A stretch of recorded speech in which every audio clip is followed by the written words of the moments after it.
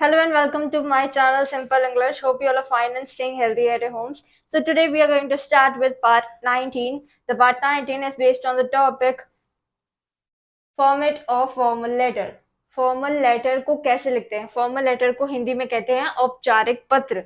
जैसे किसी को रिक्वेस्ट करने के लिए ये लेटर लिखा जाए, ये एक अनौपचारिक पत्र होता है, एक औपचारिक होता है। औपचारिक होता है कि किसी मिशन के लिए किसी को लेटर लिखा जाए, बाहर वाले को, किसी भी बाहर वाले को ये लेटर लिखा जाए तो उसे औपचारिक लेटर कहते हैं। घर के अगर किसी सदस्य को हम लेटर लिखते हैं, चाचा चाची, मामा मामी, पिताजी माताजी, या फिर अपनी भाई बहन को ही लिखते हैं ना लेटर, तो हम उसे अनौपचारिक पत्र कहते हैं, जिसे इंग्लिश में इनफॉर्मल लेटर कहते हैं।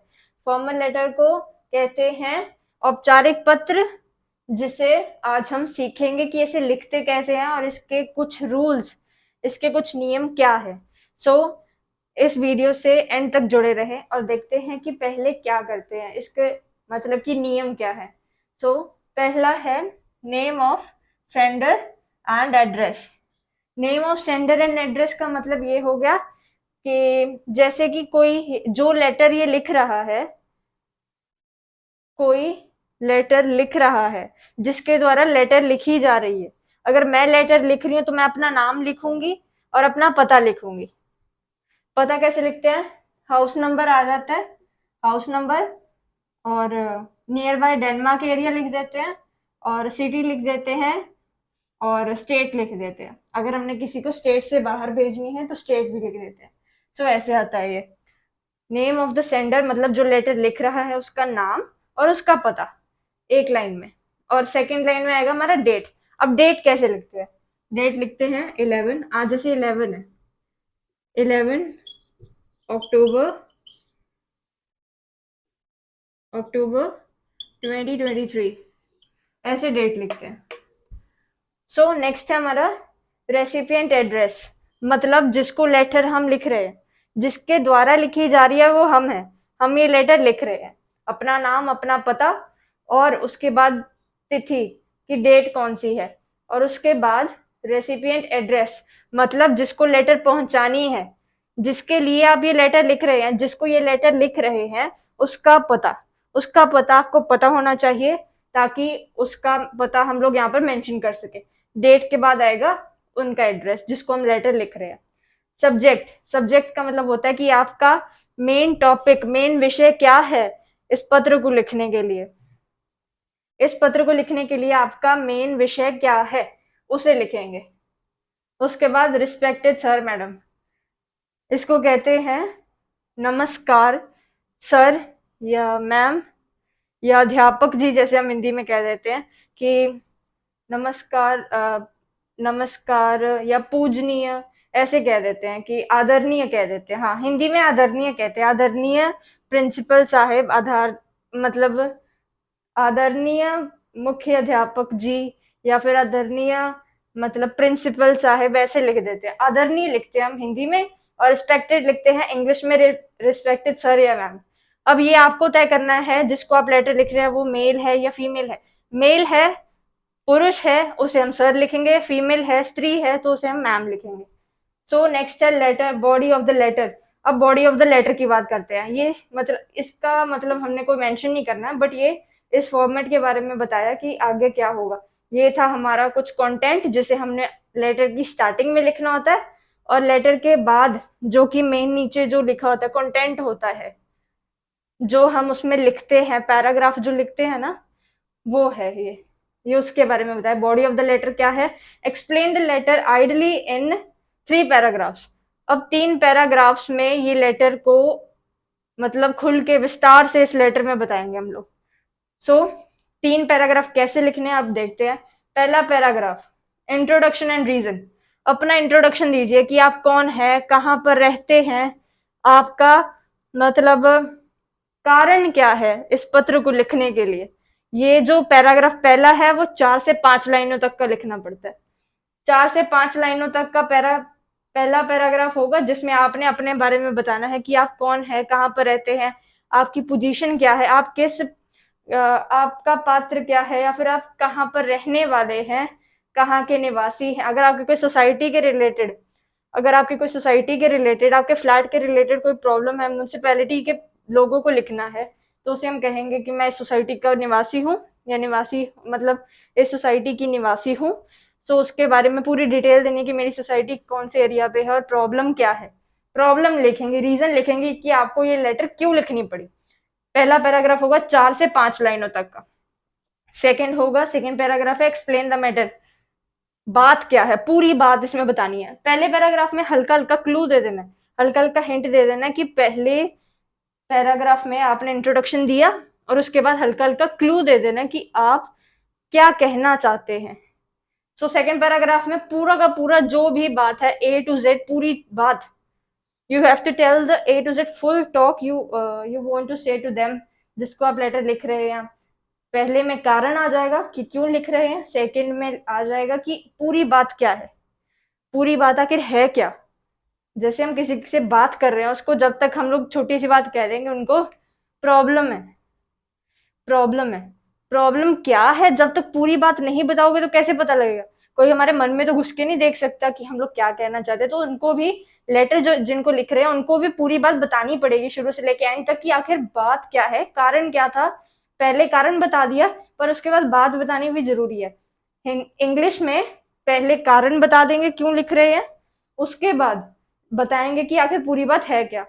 और थर्ड पैराग्राफ जो है, मतलब सेकंड फर्स्ट पैराग्राफ हमने जो लिखा वो 4 से 5 लाइनों तक का है, जिसमें हम लोग अपने बारे में बता रहे हैं और ये बता रहे हैं कि आखिर कारण क्या है लिखने का। और सेकंड में ये है कि पूरी की पूरी बात बतानी है कि ए टू जेड क्या बात हुई थी और क्या बात हो रही है, प्रॉब्लम क्या है और प्रॉब्लम शुरू कहाँ से हुई और आखिर मतलब खत्म कैसे होगी, वो थर्ड पैराग्राफ में बताएंगे।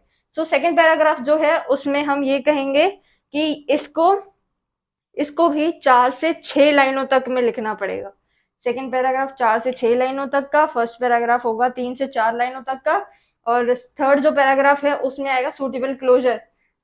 अब बात खत्म कर देनी है थर्ड में बात खत्म करनी शुरू कर देनी है कि आप प्लीज इस तरफ ध्यान दीजिए, please pay attention to the problem, I am very मतलब आई होप फ्रॉम यू, ये सब लिख देंगे कि हाँ मुझे उम्मीद है कि आप मतलब कि हमारी समस्या का समाधान निकालेंगे। अगर आपको जो ये लेटर लिख रहा है उसको पता है कि ये प्रॉब्लम है और सॉल्यूशन भी है, बट वह अकेला फैसला नहीं कर सकता, तो वो भी हम बता सकते हैं कि इसका हल कैसे होगा। सॉल्यूशन इफ एनी, मतलब अगर आपके पास कोई सॉल्यूशन है जो आपको प्रॉब्लम फेस होने मतलब फेस करने को मिल रही है, अगर आपके पास वो सॉल्यूशन है, तो आप अगर किसी बड़े की सलाह लेना चाहते हैं, पहला जिसको लेटर लिख रहे हैं वह म्यूनसिपैलिटी का है, आपको पता है कि म्यूनसिपैलिटी की जो प्रॉब्लम है वो कैसे सॉल्व होगी, तो आप उन्हें आइडिया दे सकते हैं कि ये ऐसे सॉल्व होगी और मुझे आपकी मदद चाहिए, this problem will be solve like this and I want your help for this topic और this problem. So third paragraph होगा 2 से 3 लाइनों तक का कि I am hoping help from you and I am having the solution, if you have you can say to them that you are having the solution, if not please आप उनको ये कह दीजिएगा कि अगर आपके पास कोई मतलब कि सुझाव है कि इस समस्या को कैसे ठीक करना है तो प्लीज हमें बताइए। If you have the solution then please tell to us that we can solve this problem. ऐसे बोल के लास्ट में लिखेंगे थैंक द रेसिपिएंट, धन्यवाद कीजिए, I will be very thankful to you. ये तो वर्ड हमेशा, ये जो लाइन मैं आपको बता रही हूँ कि I will be very thankful to you, thanks for your help and reading this letter, ये लाइन आप लास्ट में लिखेंगे तो आपका इंप्रेशन बहुत अच्छा पड़ता है लेटर में। सो विद विद कॉम्प्लीमेंट, मतलब कि I will be very thankful to you and I request you that you will help us. अब ये बात यहाँ पर हमने खत्म की, ये भी एक पॉइंट था। सो नेक्स्ट है हमारा लास्ट का, जैसे कि ये फॉर्मेट था, ये फॉर्मेट था, ये कंटेंट था, ये था कंटेंट, ये कंटेंट है लेटर का, जो कि बीच वाली बात होती है जिसमें हमने पूरा कारण बताया होता है, सॉल्यूशन बताया होता है और पूरी की पूरी बात बताई होती है, उसे हम कंटेंट कहते हैं, content of the letter, body of the letter जिसे कहते हैं। तो लास्ट में फॉर्मेट है थैंकिंग यू, योर सिंसियरली, आपके शुभ चिंतक, योर सिंसियरली आपकी शुभ चिंतक, आपका शुभ चिंतक, और अपना नाम, जो ये लेटर लिख रहा है वही अपना नाम लिखेगा, सेंडर्स नेम आएगा जैसे।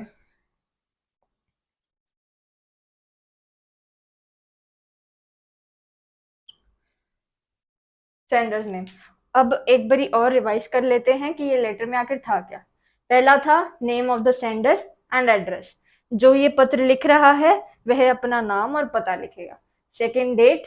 थर्ड रेसिपिएंट एड्रेस, जिसको हम ये पत्र लिख रहे हैं, जिसको ये लेटर फॉर्मली लिख रहे हैं, उसका पता लिखना जरूरी है। सो नेक्स्ट है हमारा सब्जेक्ट, कारण। इसमें भी कारण होगा कि आप ये पत्र क्यों लिख रहे हैं। जैसे कि अब म्यूनसिपैलिटी की मैंने बताया, due to some municipality problem. अब मैंने म्यूनसिपैलिटी का रीजन ले लिया।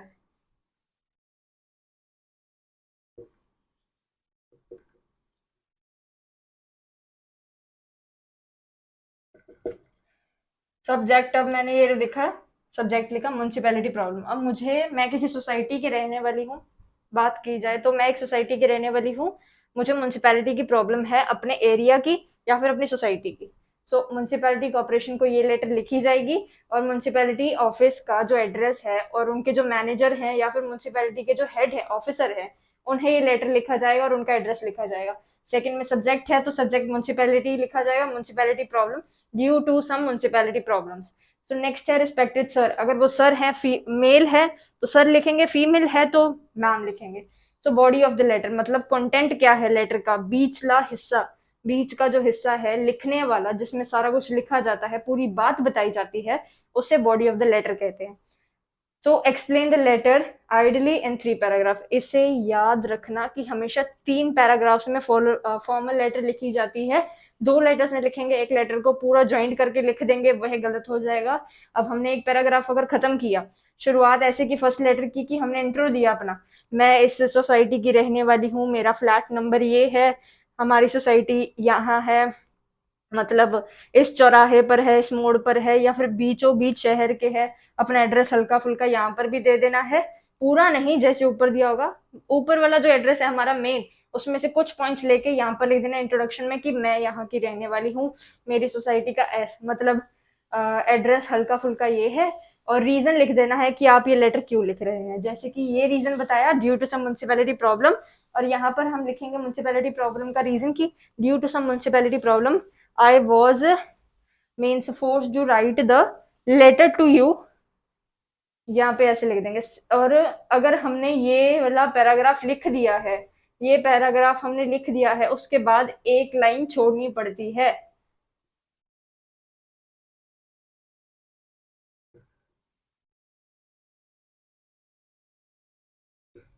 Leave one line after writing every paragraph. एक पैराग्राफ लिखा तो एक लाइन छोड़ देनी, दूसरी पैराग्राफ लिखा एक लाइन छोड़ देनी। अगर तीनों के तीनों पैराग्राफ ज्वाइंट हो जाएंगे तो वो लेटर होगी इंप्रेशन डाउन, उसे रॉन्ग कहते हैं।